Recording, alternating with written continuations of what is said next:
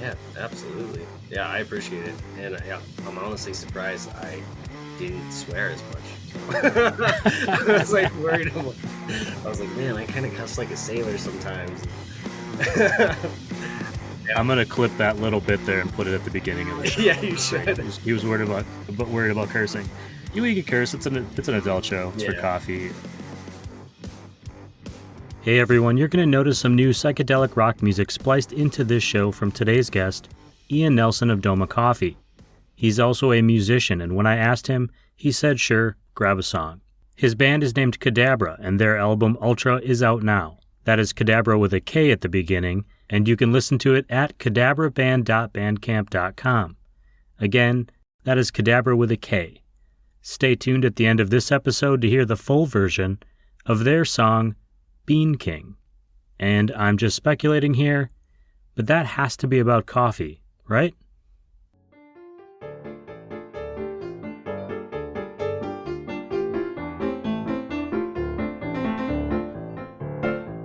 Hey, good morning, everyone. Welcome to Season 5, Episode 5 of the Roast West Coast Coffee Podcast.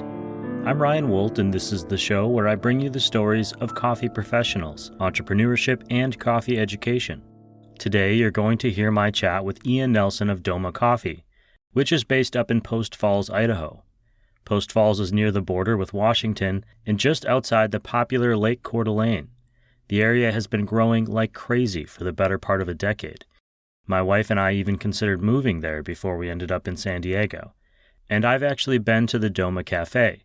It's why I reached out when I knew the show was expanding outside of Southern California.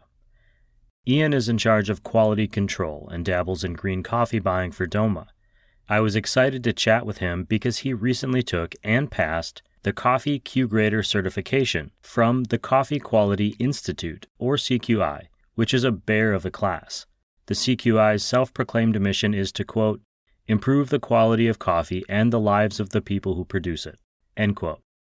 They have a huge mission statement, and I'll put a bunch of info in the newsletter, which you can read at roastwestcoast.com.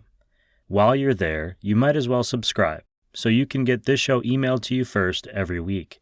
You can also find the link in the show notes wherever you are listening to this podcast.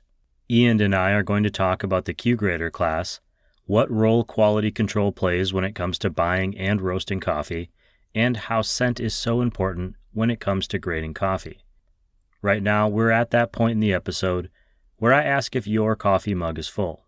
I never really know if it is unless you post a photo and tag me at Roast West Coast on Instagram. Today, I'm actually sampling several new-to-me coffees from Thoughts and Process Coffee based in Orange County. On deck is a medium roast, semi-washed Brazil Espirito Santo.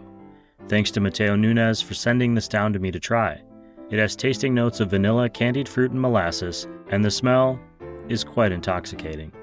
By now, your mug has to be full. I hope it is, because it is time for this conversation with Ian Nelson of DOMA Coffee out of Post Falls, Idaho.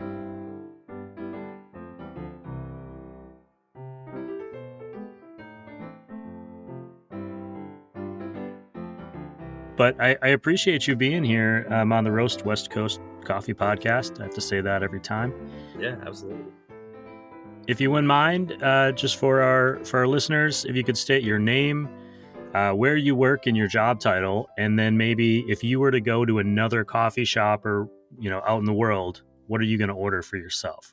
Okay.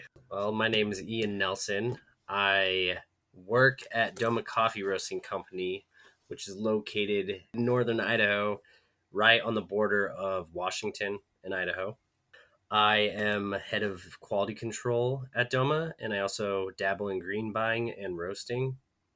And if I was to go to a cafe / other roasting company and order something to drink, I would probably ask them what they have for batch brew or pour over options that they have. Yeah, I'm not a huge espresso person. I obviously have to drink it regularly for my job. So I do enjoy it. But usually when I go out, I ask what they have to offer and just kind of based off of origin of the coffee or process, or if it's something I haven't tasted recently, I'll shoot for that. Sure. And for anyone listening, you can't see Ian, but I can, and he's wearing a pretty sweet jean jacket, fleece lined. I'm very jealous of it. Yeah, it's kind of cold up here. Well, Doma is in Post Falls, Idaho, which is I have family in Post Falls. I've been to Doma, That's right. which is pretty cool. It's a great little spot. So I'm excited to be talking to you. Let's go back in time a little bit. Did you have kind of a first experience with coffee that kind of made you think, you know what, this is interesting. This is something I kind of like. Yeah, growing up, my parents never drank coffee. My first experience with coffee was my grandparents always had some hot, boiling, I don't know, when there's coffee and it's sitting on the bottom of a Mr. Coffee like burner and it just tastes burnt and gross. At the time, I didn't realize that, but that's pretty much my first experience with coffee. I'm sure it's a lot of people's first experience. But we used to put ice cream in the coffee because as a kid, your first initial reaction to tasting coffee is kind of like, "Ugh, this is acquired taste." That would be my first coffee experience. I didn't really start focusing on it until I was fresh out of high school and I was dating this girl who was a barista at a local cafe. So I'd spend most of my time there. And then about when I was, I think my late 19, 20, probably my late teens, early 20s, I started working at a local cafe that isn't around anymore because I wanted to not have to wear a uniform at work and I guess express myself while getting paid. So it wasn't even like, it had nothing to do with the coffee aspect. It was just I wanted to be myself at work. And yeah, and now I'm a slave to the trade. So So it sounds like you've kind of always been in coffee. Was there ever a time where you might be doing something else, a different time, a different Ian Nelson timeline somewhere? Where could you have gone? yeah, it's interesting. There was a period I probably worked coffee for 4 or 5 years, and there was one year I took off to work at a screen printing facility, and that's just because I was kind of getting tired of the whole barista trade and customer service aspect. So there was a year where I was doing that. I don't know what else I would be doing if I wasn't working in coffee. I think I'm just too far gone at this point. I can't really think about my life. I mean, I do graphic design stuff on the side for fun. I do it mainly for like local music acts and my own musical endeavors.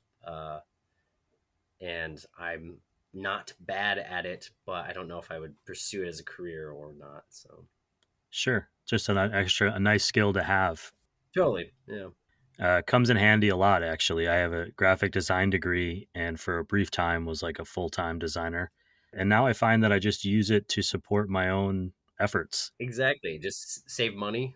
Yeah. Don't Yeah, have to pay someone to take care of that stuff. yep. Make a logo, or I want a cool sticker, and I don't see it somewhere, then I can make it myself. Yeah, exactly. I have 2 kids, and my kids, every time I'm doing something on Photoshop, they'll come around. They'll be like, "Dad, can you make me this T-shirt? Like, I have an idea for a T-shirt. Can you make me a T-shirt?" I was like, "Maybe someday. We'll see." Trying to like brush them off and ignore them. Just joking. Teach them how to do it themselves. There you Yeah, go. exactly. My son, like, he's been sitting, I know we're getting off topic, but he's been like sitting over my shoulder asking me, like, "Oh, what are you doing here? How do you do that?" So maybe someday I'll be able to spread that talent to them. Maybe. I mean, it's pretty amazing. I don't do graphic design for a job anymore, in part because there's no real middle class of designer anymore because there's so many options out there. I'm wondering if you could tell us a little bit about Doma in general. How did you end up there in particular? What makes Doma unique or special and as a craft coffee company? Yeah, okay. Well, first off, Doma's been around for 22 years. They started in the year 2000. They're owned by Terry and Rebecca Patano. The idea of Doma, as far as I know, began when they were young 20s and living in Salt Lake City. And I'm not certain why they ended up in Post Falls, Idaho, but that happened to be the location they landed on. And so that they've just been focusing on Doma ever since. We are currently growing at a quick rate. So we will be building a new facility in the near future, which is exciting. I definitely hopped on at the right time, so that has been great for the company. As far as something that kind of is unique, one thing I enjoy about DOMA is we try to have offerings of all sorts. Like we try to have the complex, unique, interesting coffees with light roasts. We have dark roasts, like a lot of blends focused towards different brewing methods. And that kind of keeps me on my toes as green buying and QC. Yeah, I'd say that's something that's exciting. The owners also really love winter sports, which kind of ties into a question I'm sure we will get to later on. But Well, we can, yeah, we can skip right to that. You guys have the Pow Deep Coffee. I think that's what you were referencing there, but yeah, it was. I had sent you an email kind of about that. I'm wondering what that is and what is that correlation to the outdoor industry. So, for those who don't know, stands for Protect Our Winters. It's a climate change advocacy group that is ran by winter sport athletes, and they do a lot of great work. And DOMA, as a coffee roasting company, you know, climate change affects the whole industry and process of us receiving our coffee.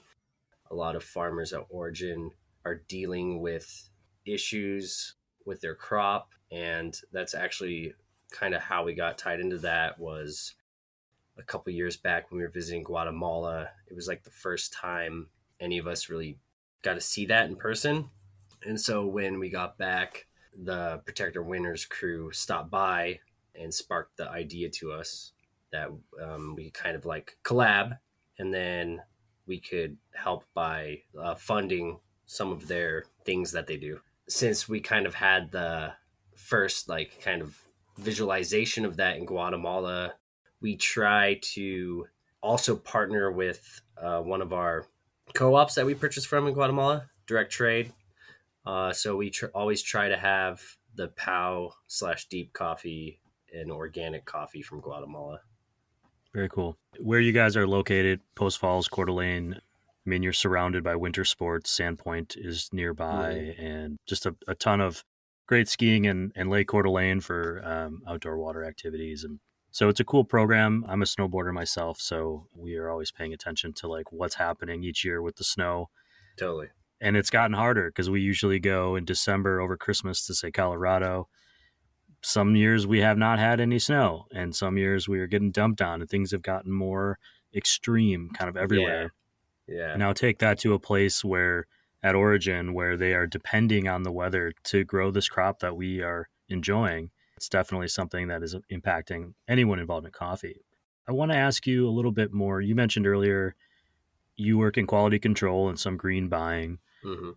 What does quality control entail? What does that mean? What are you doing day to day? And after that, we can jump into a little bit about Q grading. And I know that's something you've been pursuing.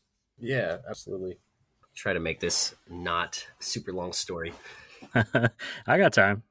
When I started at DOMA, I guess I never got to that, so that ties in really well, actually. When I started at DOMA, I worked in the production team, and the production team is who bags and ships the coffee.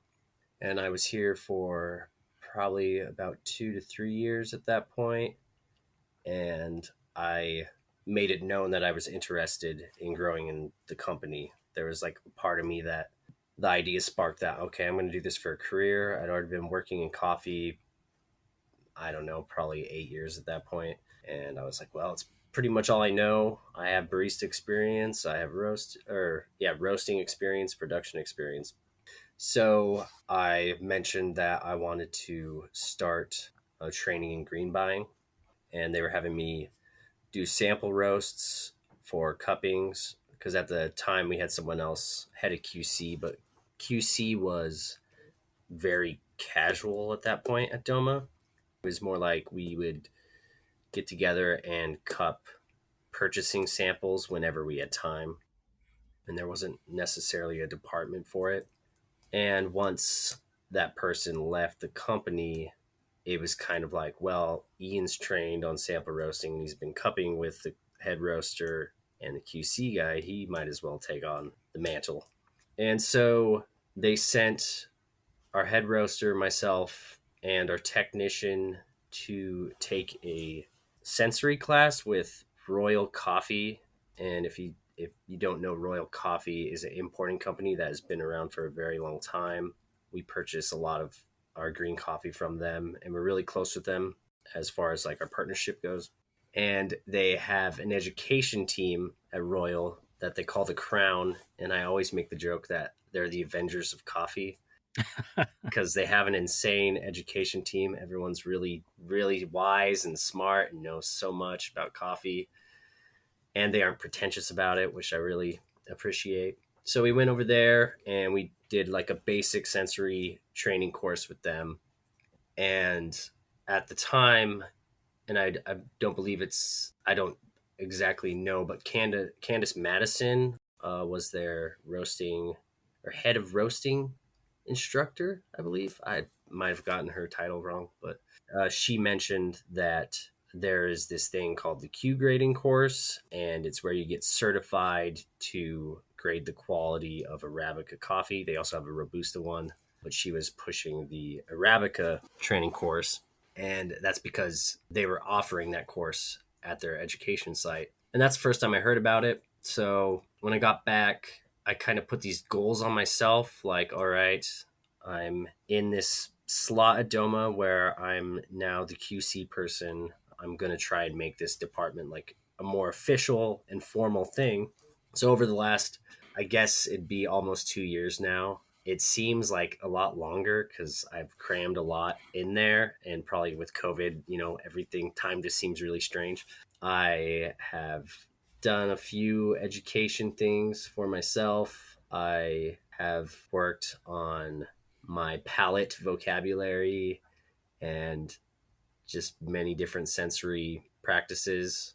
And I always had the Q grader course in the back of my mind, but it is a little spendy to participate in that course.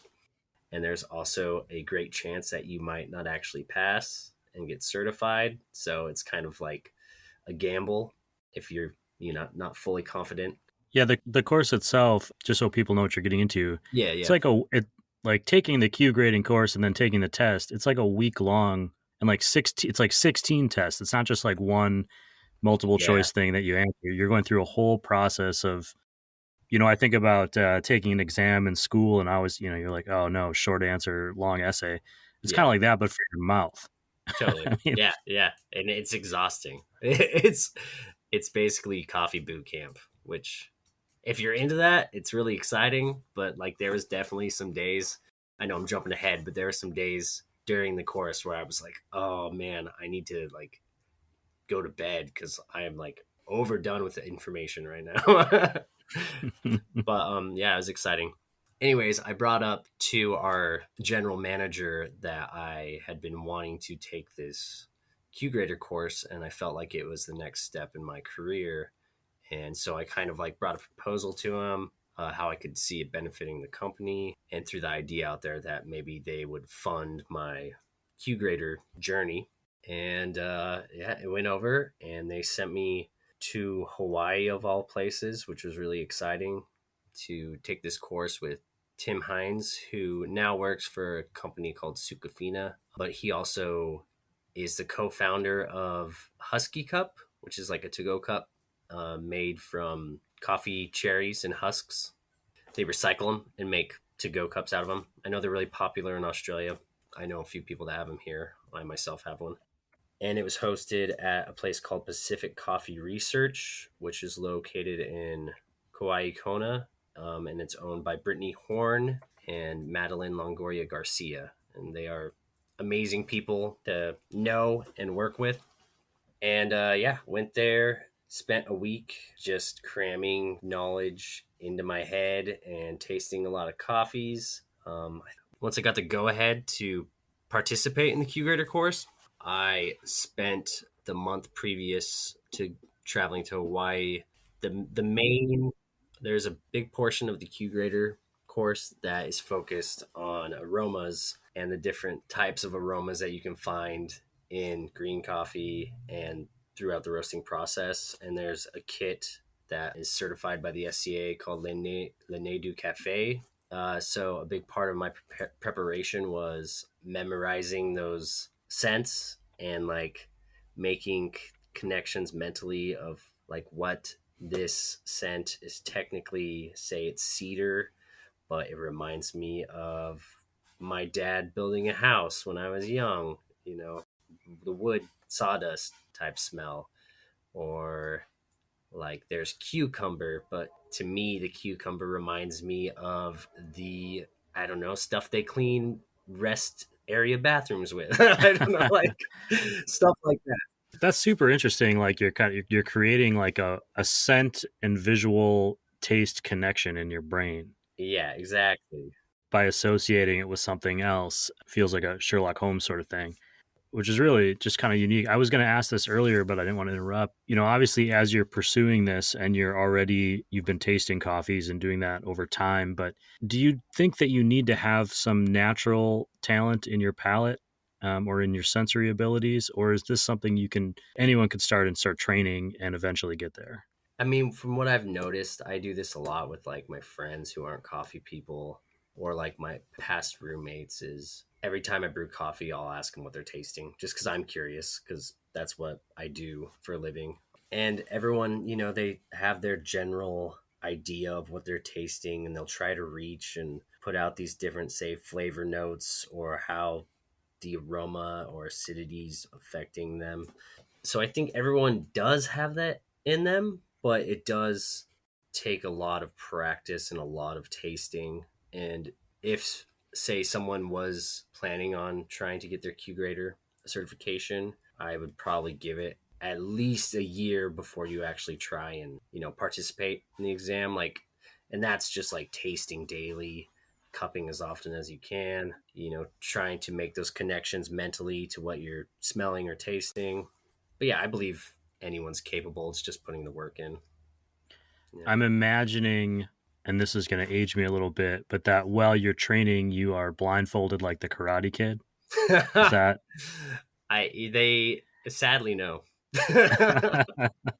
What was the actual like Hawaii experience like? You mentioned how it was exhaustive and intensive, but once you start taking those tests, does that kind of go by in like it feels like something where you might just feel like you blacked out for a week and at the end of it you're either a Q grade or you're not, or like, what was that experience like for you? Yeah, I mean, it definitely went by really quick. Like it kind of felt like, oh, it's already over. And the first few days, you're not tasting right away. The first few days is kind of like lectures, discussions. And those days felt like they took a little longer. And those ones, they seemed the longest because we're also sitting there for the majority of it. I mean, I looked out, and in my situation, we were sitting in this roasting education space that had a window, staring at the ocean with the sun setting. So it was like, that was nice. But I could see that being the part that feels like it takes the longest. But once it's over, it just kind of seemed like a dream, I guess. I would compare it to, say, performing. Like if you're a musician and you're performing, like it's like the build up to getting on stage is like, all right, and then you get on stage, and then like however long your set is, it's over. Like it's like you barely remember any of it. Sure. You mentioned earlier that you have some musical endeavors. What's your music life like? Music life, it is busy. It is very busy. I play in a band called Cadabra. It's like a heavy psychedelic rock band, and pretty much besides coffee, that's what I spend the other half of my life doing. Yeah, so really busy with that. Touring as often as we can. DOMA is really kind and works with my schedule with that. And we thankfully are signed to this record label based out of Rome, Italy called Heavy Psych Sounds. And it's a label that focuses on, I guess, psychedelic rock. I'm assuming you play music at the facility and there's music playing during the roasting process. Yeah, everyone at DOMA Well, I'd say probably 80% of the staff at DOMA plays music or like musicians. It might not seem like it in the branding, but like you walk into DOMA and you can just look at somebody and you're like, oh, that guy plays music or that person plays music. Well, this is my challenge. If you guys haven't done this, I've challenged a few different roasters where music is integral to what they do. I want to know if you roast the same coffee beans the same way but play different music, if the beans taste differently. That's That's I want someone to do that and like actually test it and like say, all right, we're gonna play Rage Against the Machine for an hour and do roasts, and then we're gonna play some Bob Marley and see what the difference is, see if how it anything. affects the palate too. Yeah, Yeah. there's a lot of discussion on how playing music while you're cupping affects the experience and affects your scoring. It's always like half and half. I've had people that are like, some people are like, oh, it doesn't really affect it. Or some people are really strict and they're like, no music while I'm cupping and scoring coffees. And then there's some people who are just like, yeah, whatever. Like, I like listening to music when I cup. But I feel like I can separate myself from actually like, feeling the music, like, oh yeah, this song rips, this song is awesome, and like all these coffees taste amazing. But like I personally don't think it affects me, but some people do. I have noise on almost all the time, no matter what I'm working on. And my wife is the opposite. She needs things to be quiet when she's working. And Yeah, she'll ask me, how can you do this other thing while you also have a show or a podcast or music on? And I don't actually hear it. It just creates this background that helps my brain focus for yeah, some reason. absolutely. And music is that way too, but I would be curious because of the emotional impact that music has. I usually listen to podcasts when I'm working because I can just zone out and not hear anything for however long I'm working. If anyone's listening and doesn't think this has already happened, we didn't actually say it, but you successfully passed the Q grader course. Hmm. You are an official Q grader. How does that change what you do, if at all? And how is pre Q grader experience, post Q grader experience at DOMA? Has anything changed? The most important takeaway or way it's affected, say the way I cup, is people, everyone has their opinions and their preferences over, coffee's so complex. There's so many different ways you can roast coffee, brew coffee, so many different ways you can drink coffee, and everyone enjoys it their own way. Everyone has their own preferences of what type of coffees they enjoy. And so beforehand, I think I would base the quality of a coffee more on my flavor preference, or like say roast preference.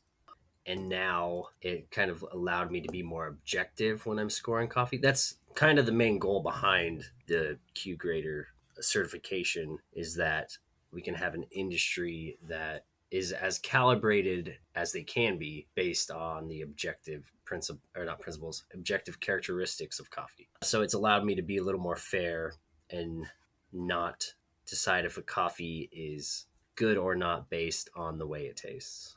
So many different aspects of coffee, or of a coffee's flavor profile, that affects it. It's kind of wild. Like you can have a coffee that, say it's a fruit bomb, high acidity, but that once that aftertaste like could be really short, and it could say taste like a paper bag, then like you might score the acidity high and the initial flavor slash aroma high, but the aftertaste is going to be scored low.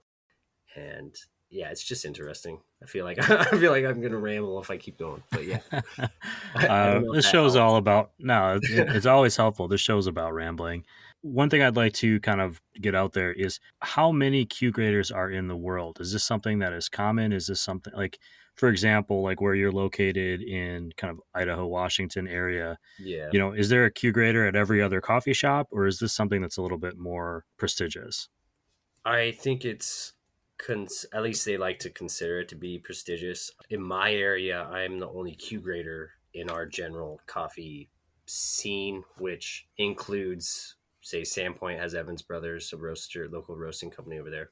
They do a great job. And then Spokane has like 4 or 5 roasting companies, and that's kind of our general scene. But out of all those roasting companies, I'm the only one that is certified Q grader, and I'm sure they all like have really great palates and cup really well. So I'm not really sure on other areas, but there is CQI, which stands for the Coffee Quality Institute database that you can go on, and it shows you every Q grader in the world and where they're located.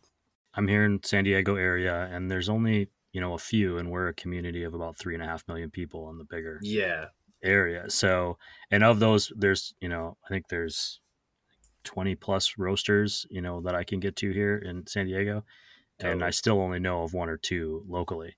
Maybe there's probably more than that I just don't know, but it is something that is a challenge and a success. So it sounds like it would impact you most as a green coffee buyer in your day-to-day job. I'm wondering if it has Absolutely. caused you, well, I don't think it's caused you any challenges, but as a green coffee sourcer and trying to source sustainably, you're now adding another layer of filter, on the coffees coming through in front Absolutely. of you. Do you think that is benefit? I mean, I'm assuming it's benefited DOMA, but how do you go about deciding which coffees are right for DOMA and which ones aren't? Yeah, I wouldn't say difficult. That's not the right word to use.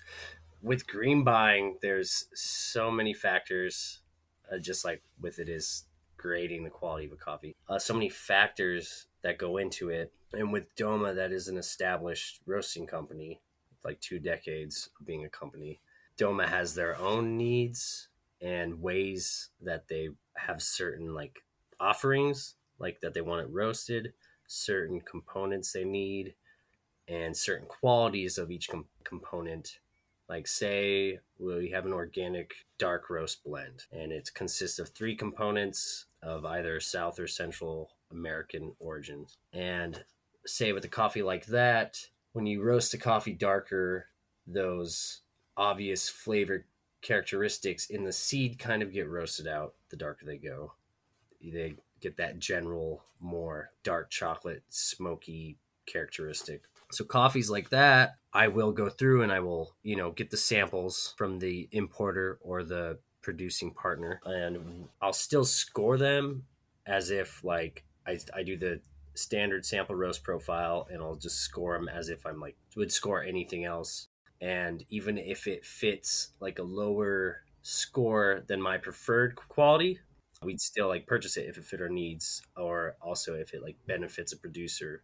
So I think that's one good example. As far as like, we have a limited program, which I sparked the idea to the owners. I think it's been going on for 4 years now, because when I started at Doma, we didn't really have offerings that were, I guess, exceptional might be a word to use. And those more complex coffees were an interest of mine, and I wanted to see that in the company.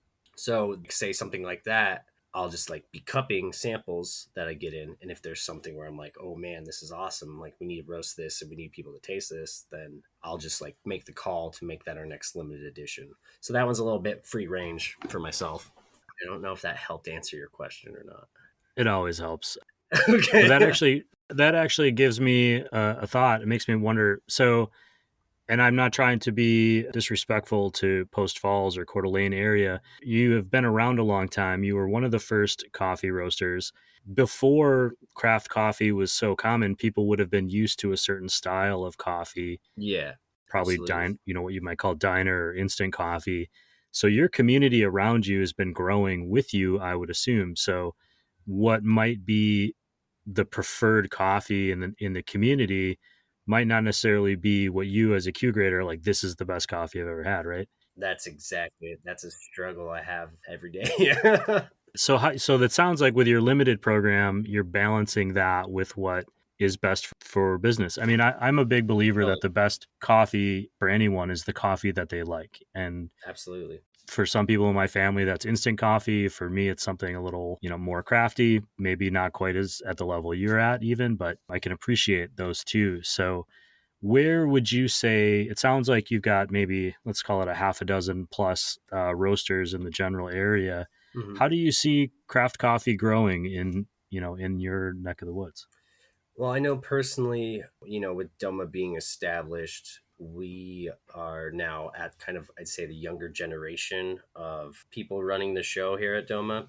And there is a community that is definitely set in kind of those ways that you were speaking of, diner coffee, ways. And one of our goals that we kind of just have as a company and as a community is we are trying to educate our clientele and our customers and keep them tasting new things, keep them intrigued. And that's kind of a way we're helping push that. As far as other roasters go, a lot of them are kind of focused on that more uppity third wave, I guess, style that's going on. A lot of light roast focused coffees, and they do a good job at pushing that. And I got mad respect for that. That's definitely something I wish Doma did more of. But I do agree with you like what you like, and I enjoy that Doma tries to give those options. Yeah, they spread the range. Yeah. Your community has been growing exponentially over the last, say, 5-10 years Yeah. as well, and bringing in a lot of people from other places in the world, say California, for example. Mm-hmm. I've certainly seen some signage when I'm in Idaho with the outline of California X'd out. Yeah. I've seen it in Washington. I've seen it in Oregon too. Yeah, totally. And I get it because I'm someone who can't necessarily afford to live in California, but I do. I get it on all sides. But I think that also brings a lot of people to, and with the lake, you guys are a tourist community as well. Yeah. It brings people from a lot of other communities to your area to experience what you're offering, and having a wide range of coffees is probably certainly beneficial. Yeah, absolutely. You mentioned earlier, and I want to make sure I don't forget to ask this, but that you are potentially building a new facility or working on a new facility. Will it be in that same location that you guys are now, or is it still in Post Falls, or where are you guys headed? It will be in the general area. It's not going to be in the same exact location, but it will be in the same area. There was like half of our employees live in Spokane, Washington, and then half live in Coeur d'Alene. So we always try to keep it at least kind of in the middle because everybody has to commute to the facility. Is there anything that we didn't cover today that people should know, or that you had thought about before we talk, that would be valuable to add? Well, since we are talking about quality in coffee is kind of organized, say, by the CQI and SCA, and it kind of gives you this idea of what quality coffee is. But I think a lot of people can get caught up in the way their coffee tastes and flavor profiles.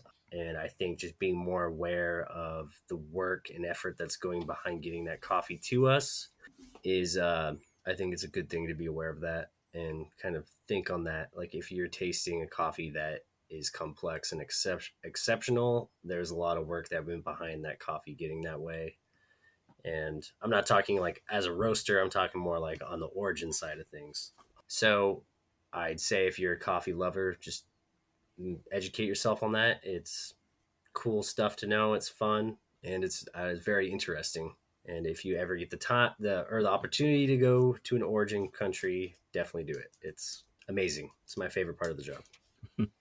It's definitely a nice perk. Yes. Ian, I really appreciate you spending some time with me on the show, and also just by pursuing quality control and that certification that you have now as a Q grader. I appreciate that you care about the product you're putting out in the world. And I think that's something that as a drinker and not a roaster, as someone who's just out here as a consumer, I always appreciate. Yeah, definitely. You're welcome. Yeah. I mean, I'll try and send you some coffee here soon too. I don't know if you've had any of our coffee, but I'll get your address and send you the good stuff. Well, I appreciate it. I always love the good stuff.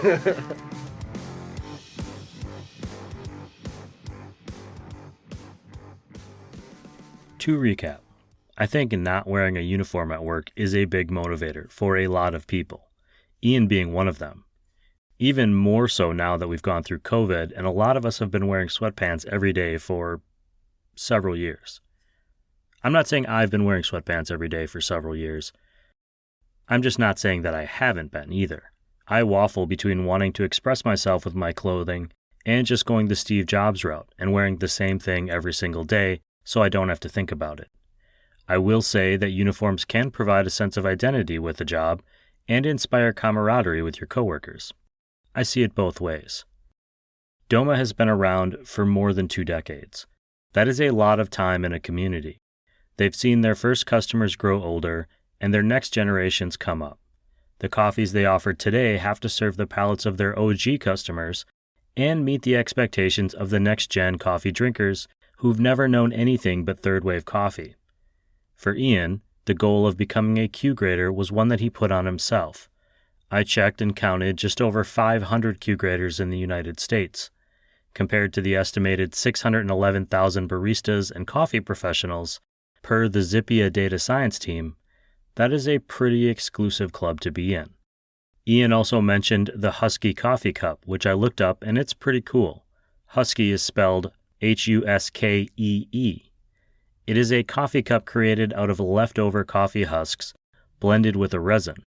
Husky is a benefit corp or a B Corp, which I'm personally a huge fan of, and they have a program to take back any cups that may reach the end of their life, preventing them from hitting the landfill.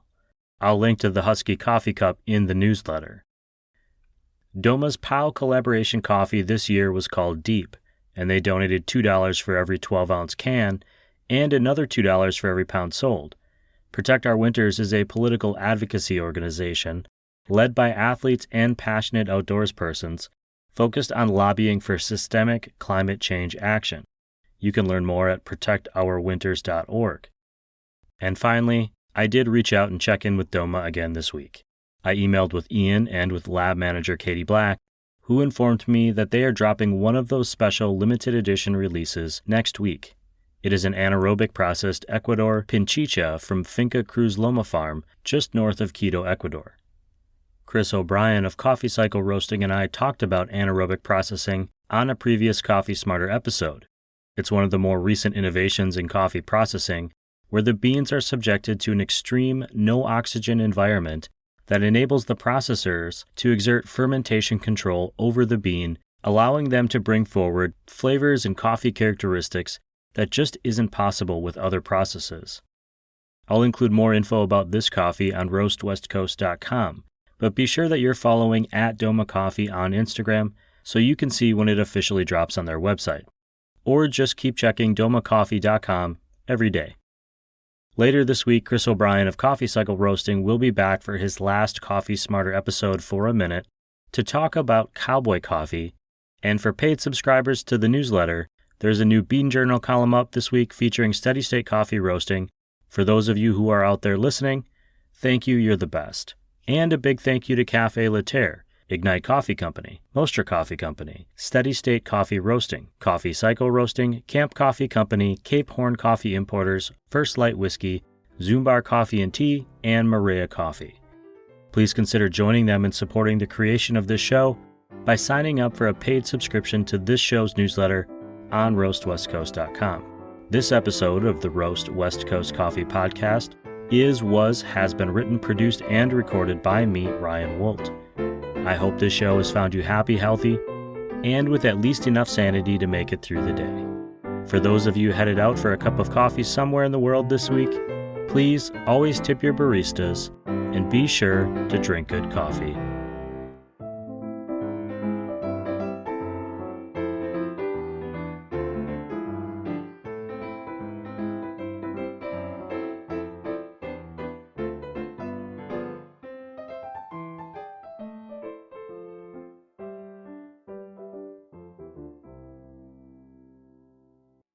And without further ado, this is Cadabra with their song, Bean King.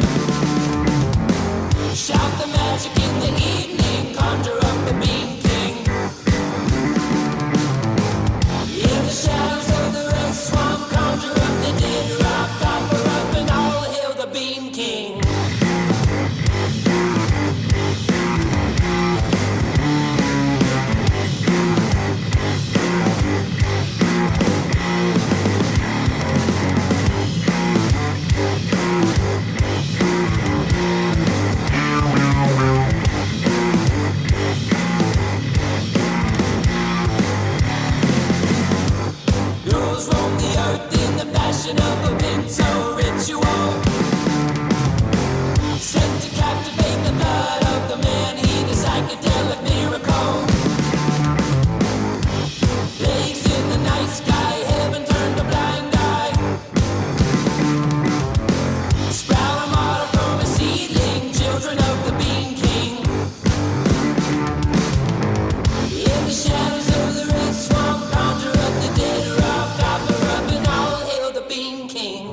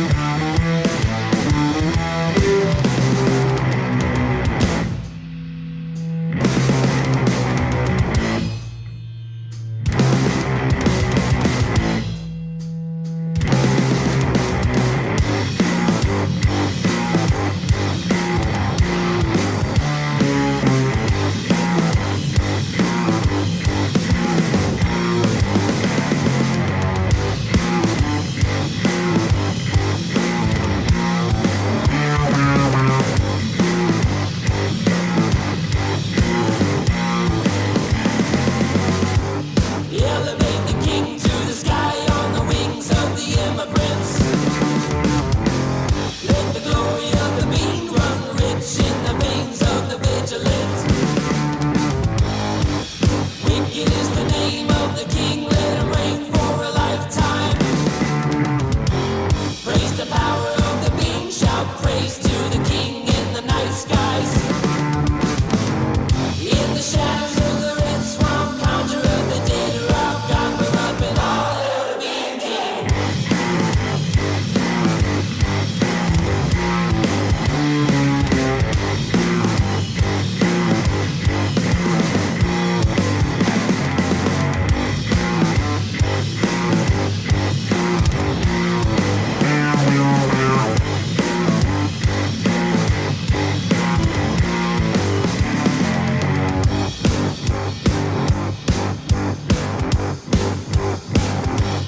I really appreciate what you had to go through to pass your test, so I know just enough about it to know that I don't want to do it. Yeah, it's exhausting. I'm just glad it's over with. Well, I mean, you do have to recertify every 3 years, so I like beer. Hey everyone, if you like the Roast West Coast Coffee podcast, you might also appreciate the I Like Beer the podcast. Listening to these guys is like being a fly on the wall of the pub with a few of your favorite mates having a pint. These professional beer appreciators have plenty of stories to share on everything from the mating habits of penguins to their behind-the-scenes brewery experiences. Check out the I Like Beer the podcast wherever you are listening to this show about coffee, or head to iLikeBeerThePodcast.com.